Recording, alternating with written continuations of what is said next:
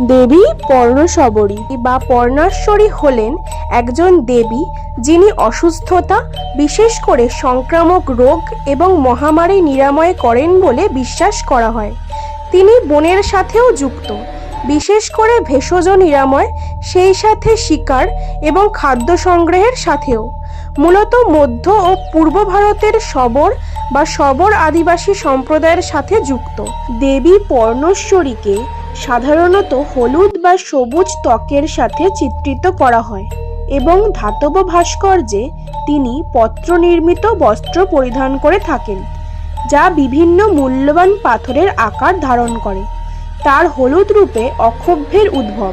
তার 3টি মুখ, 3টি চোখ এবং 6টি বাহু রয়েছে, যার একটি হাতে একটি বজ্র, একটি কুঠার এবং একটি দড়ি ধরে আছেন।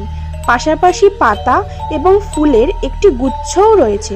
কিছু চিত্রে তার হাতে একটি ধনুক এবং তীর দেখানো হয়েছে। প্রধান বাম হাতটি কখনো কখনো তর্জনী মুদ্রায় চিত্রিত করা হয়। হাতটি তর্জনী দিয়ে বাইরের দিকে প্রসারিত করা হয় একটি হুমকি স্বরূপ ভঙ্গিতে।